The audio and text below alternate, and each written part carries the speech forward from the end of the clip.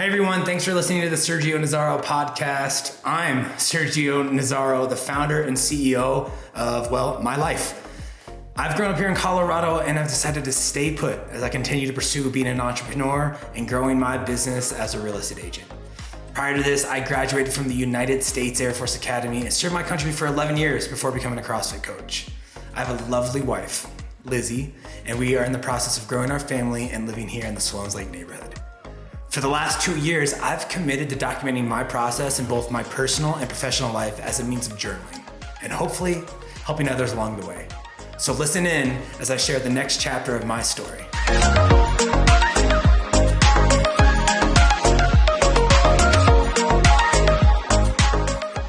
What's up, everybody? Welcome back to my podcast, the Sergio Nazzaro podcast. I appreciate you guys tuning back in. It has been a minute since I've decided to record one of these. I've just, honestly, I haven't had the priority. It hasn't been a priority in my life.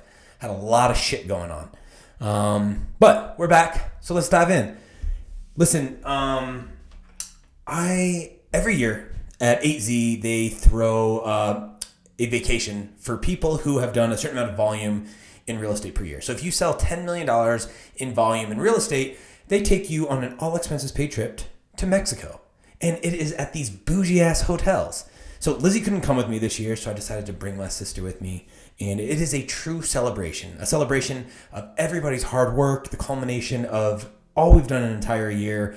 And we get to bring somebody that we care about who has supported us. And it's incredible, right? I haven't taken a vacation with just me and my sister ever. So it was a fantastic opportunity for us to have a good time together. And so we went down to Cabo. And we showed up and the energy was so high. It was absolutely incredible. But I want to give you a warning. There's going to be a little bit of a twist to this story. So when we arrived, energy's high, everybody's feeling good. And so we pop up to the rooftop pool. And we get to the top of the pool and we start to have a couple drinks. And we have about 3 margaritas. I had 3 margaritas. And we're hanging out, we're talking, we're shooting the shit, we're enjoying some food. And then all of a sudden, I don't remember anything. And I wake up the next day at like 6 a.m. And I'm like, what the fuck happened? Now listen, I have partied into my day. And I want to remind you, I've been to Coachella 12 times. I went 12 years in a row. Some was just booze. Some was drugs and alcohol. So I've experienced all of it. This was different. When I woke up that morning, I was like, something doesn't seem right. I blacked out really, really hard. And I time warped. And so I sent a text to the group that I was hanging out with. And I was like, yo, I feel like I was drugged last night. And my buddy goes, call me. And so I give him a shout. He's like, hey, me and my significant other, we're in the hospital. I think we were drugged last night too. And he starts telling me the story about what happened. And I was like, this makes a lot of sense. And so I started to talk to the other people that were in my group. They were blacked out. They don't remember anything. My sister doesn't remember anything. She was in and out. And so I was like, well, why would the hotel do that to us? That makes no sense. Like, is it a disgruntled staff member? Is it somebody who's just trying to get back at us? Like, it didn't make any sense. But that's where my mind went immediately. Slowed things down. Really tried to slow things down in the moment. And as I was starting to talk to people, because we had one event the entire weekend. It was that Saturday night, and I missed it. I was passed out. I started to talk to some other people in the group, and there was some other people who had experienced similar symptoms. They don't remember anything. They didn't drink that much. They blacked out. It happened to them. And then the next day, when people were up at the pool, I started to hear some rumblings of people happening again. And other people were telling me that it happened. And they started asking me, hey, did this happen to you? Because I didn't feel well. And there's probably like 12 to 15 people that this happened to. Inevitably, I don't think that it was malicious on the hotel, but there are stories across Mexico of tainted alcohol showing up to these hotels. And I've read plenty of articles on people who are having very similar experiences. 1 to 2 drinks. Some people ended up in prison. Some people ended up having to, bribe themselves out of sticky situations. But it all happened in these very similar situations. Well, for the rest of the weekend, to say, it's not that I didn't have fun, but I just felt like my guard was up. I couldn't really relax.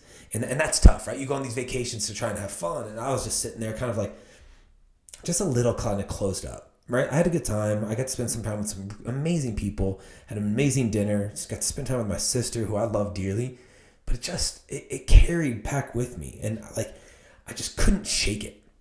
And when we got back to Denver, I noticed that I was kind of having like this victim mentality. Like, listen, if I'm gonna party, if I'm gonna exceed my limits, I'm gonna make that decision myself.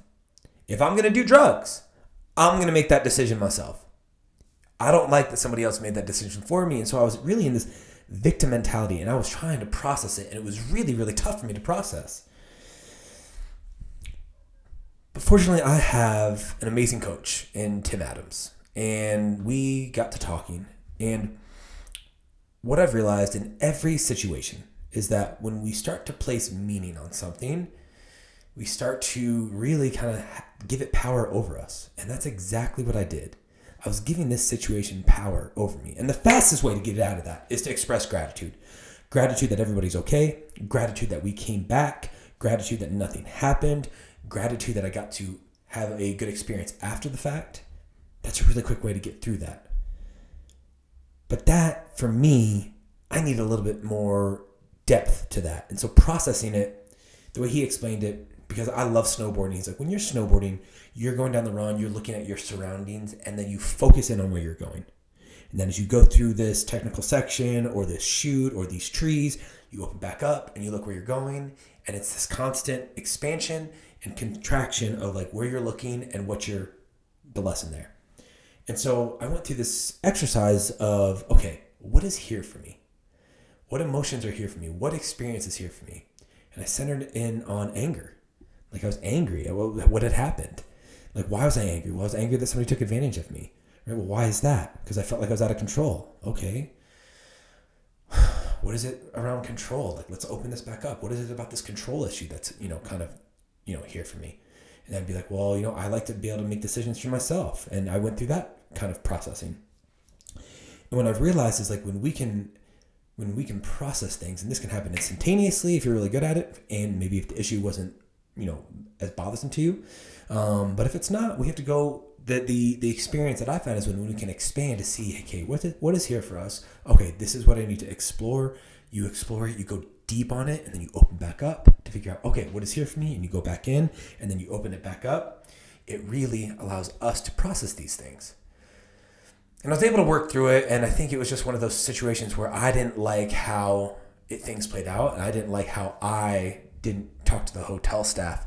And to be honest, I didn't go say anything to the hotel staff because I was afraid that since they control our COVID tests and they do their testing there, they're going to fuck with my test and give me a positive test. And then I'd have to quarantine there for 5 days. And I don't want them to mess with me when I was down there. And like, these are all the thoughts that was going on in my head. But when I slow things down, if I could go back and handle it differently, not only would I have continued to tell everybody about the experience I had, just to let them make their decision on how they wanted to pursue their own risk, but I would have said something to the hotel staff straight up. And so I think there's a little frustration myself there as well on how I handled it. But it's a lesson. It's a lesson on how I can lead differently, not only for myself, but in situations, because until you're in it, you don't know how you're going to handle it. And it's interesting because the same level of that approach, the lesson there, is kind of what I've been doing for this kid prep. Like, our baby is coming any time now, right? Like, it's February. He's supposed to be due in April. But honestly, he could come early, he could come late. I don't really know. So I'm trying to do all this prep. And what I've realized is, like, I'm trying to learn. I'm trying to prepare on, like, well, what is labor going to look like, right? Lizzie's trying to go natural. So what do I need to know? Like, how can I become a calming force when everything's going to be stirred up, because she's never gone through this? Obviously, she's nervous, and I want to be a calming presence for her. Well, I have to learn. I have to understand things. And there's things that I can pick up, and there's things that I'm going to have to learn in the moment. But I think information is powerful. And I think when we can have that, and we can understand us, and we can understand some of the situation, we can really navigate that and become a step-down transformer where we can be the calm presence when it's needed. But the other thing I learned is that I have a responsibility to continue to learn, not only for the presence of this podcast and the things that I put out and for the people in my life, but for my kid. Because if I don't know shit and I'm the one responsible for teaching my kid, he's not going to know shit. So I do feel this strong pull to learn and to continue to grow and to understand the world and really just be open to experiences and lessons.